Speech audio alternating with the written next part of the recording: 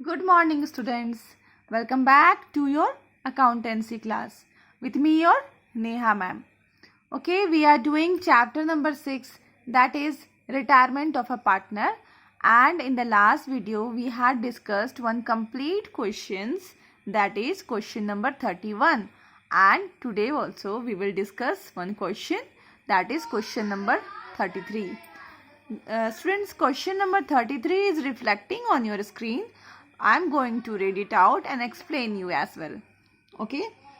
NSG were partners in a firm sharing profit and losses in the ratio of 2:3:5. On 31st March 2016, their balance sheet was as under. Okay. 3 partner है NSG, उनके profit sharing ratio इतने हैं और उनका balance sheet आपको दिया हुआ है.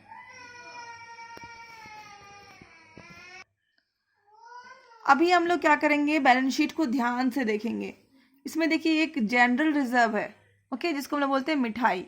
ओके, तो हम लोग इसको क्या करेंगे, अंडरलाइन कर लेंगे. एंड अगर एसेट साइड्स देखेंगे तो हम लोग प्रॉफिट एंड लॉस अकाउंट दिखाई दे रहा है, इसको बोलते हैं हम लोग कबाड़. ठीक है, एक्यूमुलेटेड लॉस दिखाई दे रहा है. ठीक है, तो हम लोग इसको ध्यान में रखना है. देखने के समय ही आपको क्या करना है, टिक कर लेना है और ध्यान में रखना है. आगे बढ़ते हैं. जी रिटायर कर देता है और इतने सारे आपको एडजस्टमेंट्स मिले हैं. अभी हम लोग एडजस्टमेंट्स नहीं पढ़ेंगे, पहले तो हम लोग लास्ट वाले पढ़ लेते हैं. Pass necessary journal entries for the above transactions in the books of the firm on G's retirement. हमें करना क्या है, जर्नल एंट्री पास करनी है. तो हम लोग सबसे पहले हेडिंग डालते हैं क्वेश्चन नंबर 33, जर्नल एंट्रीज.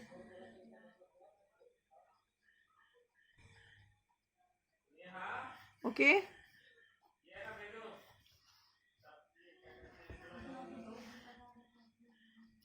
हम लोगों ने इतना कर लिया. उसके बाद वर्किंग नोट्स के लिए क्या है, इतना स्पेस छोड़ लेते हैं.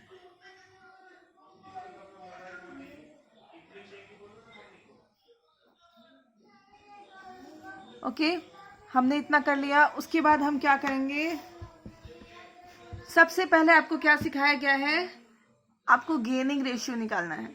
ठीक है, तीनों पार्टनर्स का नाम लिख लेते हैं हम लोग, एन, एस एंड जी. इनका रेशियो कितना है, 2/10, 3/10, 5/10. ठीक है, इसमें से जो रिटायर कर रहे हैं, जी रिटायर कर रहे हैं, इसको हम लोग रेड मार्क लगा देते हैं. और इसकी न्यू रेशियो है, देखो अभी हम लोग साथ ही साथ एडजस्टमेंट्स देखते जाएंगे. देखो डी में है, and Ash will share the future profits in 2:3 ratio. तो हमें न्यू रेशियो पता है, हम लोग न्यू रेशियो लिख देंगे, 2/5 एंड 3/5. तो इनका आ जाता है -2/10 और इधर है -3/10. इधर हो गया gaining, this is also gaining. Okay, इतना हो गया. अभी हमें अगर हम एडजस्टमेंट नंबर लास्ट वाला देखेंगे तो यहाँ पे लिखा है, goodwill of the firm on G's retirement was valued at 90,000. Last में गुडविल का कितना वैल्यू आया है, 90,000 लिख देंगे. गुडविल का वैल्यू कितना है, 90,000. उसमें से जी का शेयर कितना है, 5/10. ओके, तो हो जाएगा 45,000. तो उसका शेयर कितना हो गया, ये किसका शेयर है, जाने वाले पार्टनर, रिटायरिंग पार्टनर का शेयर कितना है, 45,000. ओके, हमने बस इतना ही हमें वर्किंग नोट्स करना था. अब हम लोग आ जाते हैं जर्नल की तरफ. ओके, जर्नल की तरफ में सबसे पहले हम क्या करेंगे, जो मैंने आपको सिखाया था, रिटायरिंग पार्टनर को क्रेडिट कर देंगे. कौन जाने वाला है, जी जाने वाला है, जीज कैपिटल अकाउंट. और उसके शेयर ऑफ गुडविल कितने हैं, ये देखिए, जी इज द रिटायरिंग एंड 45,000 उसका शेयर है. तो हम लोग वही लिख देंगे, 45,000 यहाँ पे. और बाकी दोनों पार्टनर कितने हैं, गेन कर रहे हैं, तो हम उसको लिख देंगे N capital account DR and S capital account DR। और इस रेशियो को मतलब 45,000 को हमारा जो गेनिंग रेशियो आया हुआ है दैट इज 2:3 उसमें डिस्ट्रीब्यूट कर देंगे तो हो जाएगा 18,000 और यहाँ पे है 27,000।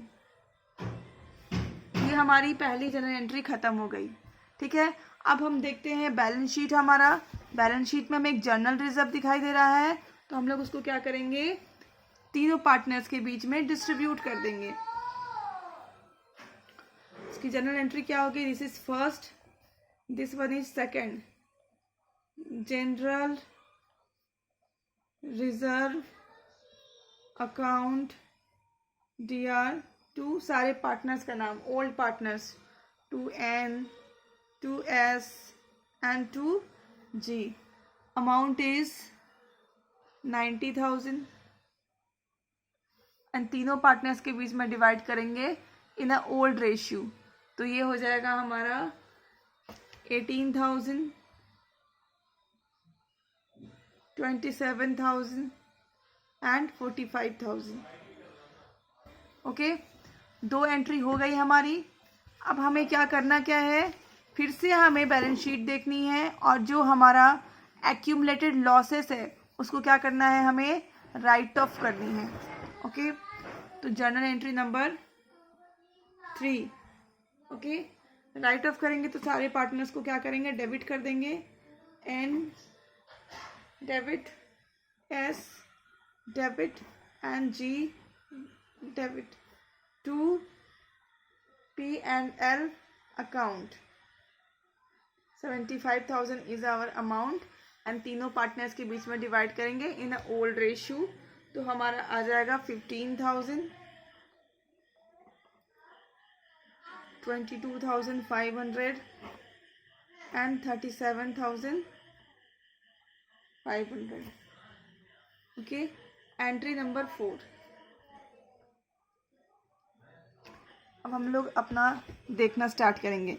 ये देखिए, हमने यहाँ से स्टार्ट करा था, यहाँ के जो भी एंट्रीज थी बैलेंस शीट का वो हमने कर डाला। यहाँ देखिए लास्ट में भी जो दो एडजस्टमेंट्स थे वो हमने पढ़ के कर लिया। अब ये 3 ही मेनली बचे हुए हैं। Debtors of rupees 6,000 sorry, debtors of 6,000, this is very important topic I think and इसमें सबको डाउट होगा, सबसे प्रॉब्लम होगा, जबकि ये 11th क्लास में किया हुआ टॉपिक है तो उसमें थोड़ा सा ध्यान देने की ज़रूरत है। Debtors of rupees 6,000 will be written off as bad डेप्ट, मतलब जो हमारा डेटर है उसमें से 6,000 को हम लोग क्या करेंगे, बैड डेप्ट हो गया है, मतलब टोटल डेटर में से 6,000 जो हमारा बैड डेप्ट हो गया है और उसको हम लोग राइट ऑफ करेंगे। और साथ ही साथ 5,000 provision of 5% on debtor for bad and doubtful डेप्ट विल बी मेंटेन, और साथ ही साथ हम लोग 5% का प्रोविजन भी क्रिएट करेंगे। ओके, तो अभी देखो कि हम लोग जब डेटर क्रिएट करेंगे तो जब भी डेटर हमें बैड डेप्ट करना होता है, ठीक है, जब भी हमें बैड डेप्ट करना होता है तब 2 एंट्रीज होती हैं। सबसे पहले एंट्री तो आप देख लीजिए क्या होती है, ये हमने पिछला चैप्टर में भी डिस्कस किया था, bad debts account DR to debtors.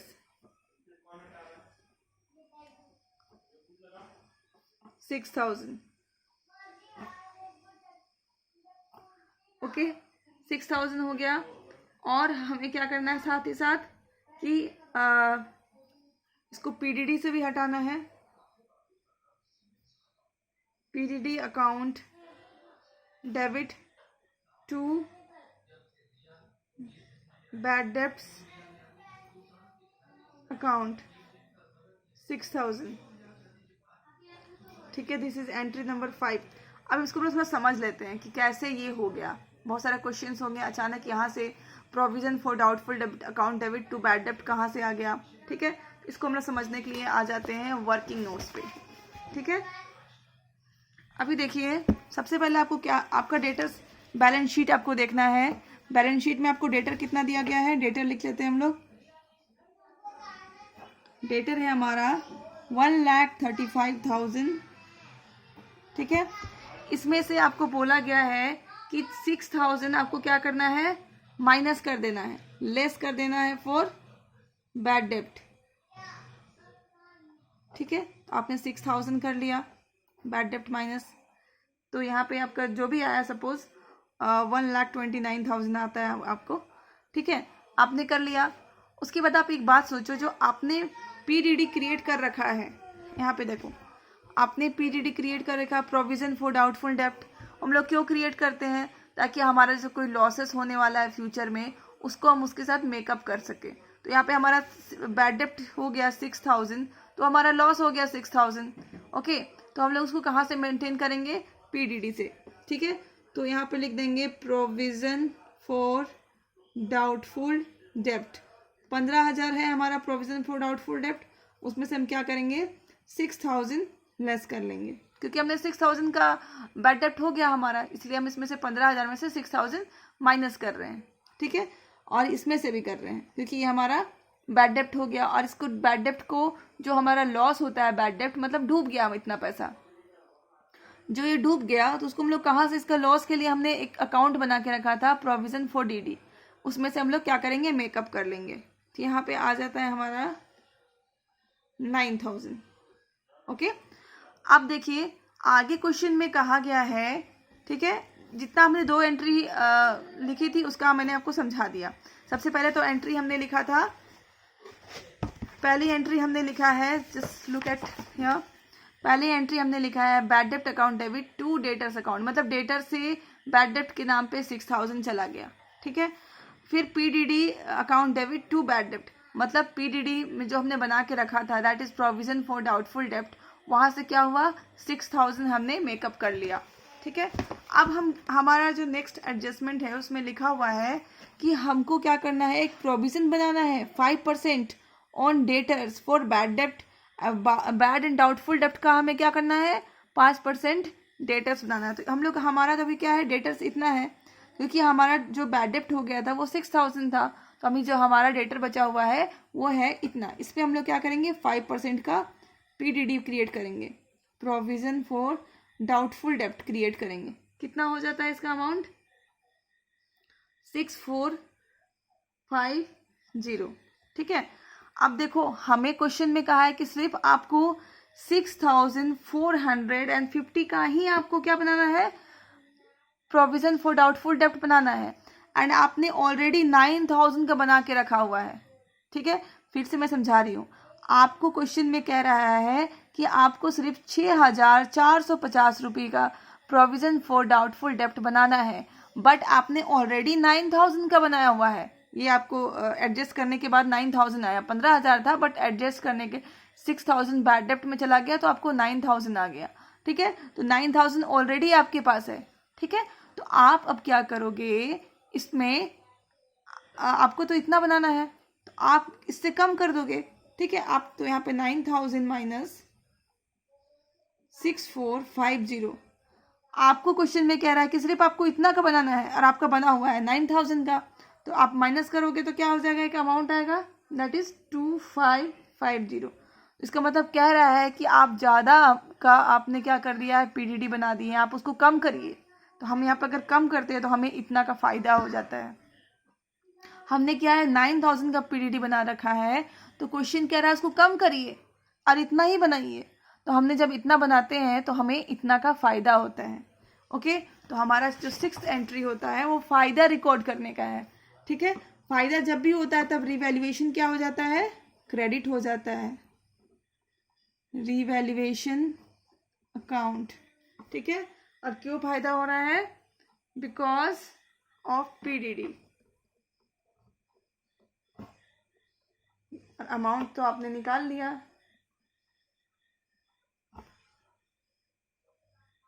ठीक है। अब ये हमारी एंट्री एक पहला पूरा का पूरा खत्म हो गया। Patents will be completely written off, stock and machinery and building will be depreciated by 5%। Patent तो पूरा का पूरा हटा दीजिए कह रहा है, और ये कह रहा है आगे कि आपको स्टॉक, मशीनरी, बिल्डिंग को भी आप 5% डेप्रिशिएट कर दीजिए। तो आप देखो दोनों केस में हम रीवैल्यूएशन को डेबिट करेंगे। क्यों? क्योंकि हमें नुकसान हो रहा है, लॉस हो रहा है। ओके, एंड सी नंबर देख लो, and unrecorded creditors of ₹30,000 will taken into account. हमको एक अनरिकॉर्डेड क्रेडिटर्स जिसको हमने रिकॉर्ड नहीं किया था अभी तक, उसको हम लोग क्या करना है, रिकॉर्ड करना है। तो उसमें भी हमारा क्या हो गया, लायबिलिटी बढ़ रहा है, तो वहाँ भी हमारा क्या हो रहा है, नुकसान हो रहा है। ठीक है, तो यहाँ पे हम बीच से मार्जिन खींच लेते हैं। सबसे पहले हम करेंगे रीवैल्यूएशन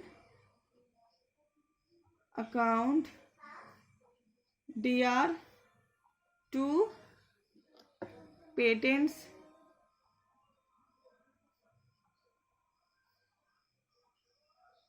टू स्टॉक टू, जितने भी आपको क्वेश्चंस में दिया आप उसको लिख देंगे, building to machinery to creditors, आपने लिख दिया। ओके, अब इसमें हम अमाउंट लिख देते हैं। अमाउंट है हमारा, पेटेंट तो था 90,000 की, ठीक है, 5% स्टॉक डेप्रिशिएट हो गया, that is 7,500। Then building 5% depreciate हो गया, that is 15,000। Then machinery 22,500। Then creditors 30,000। Total हमारा आ जाता है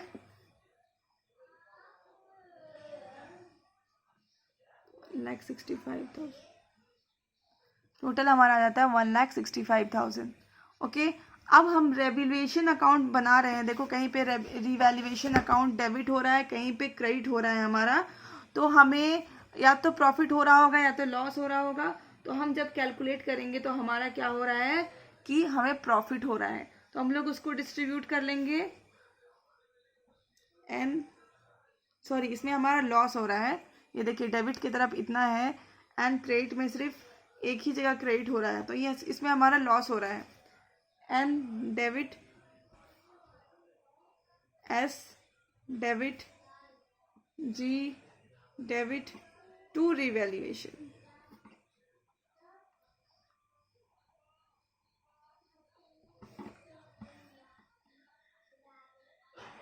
$1,62,450, इसको फिर हम लोग ओल्ड रेशियो में डिस्ट्रीब्यूट कर लेंगे।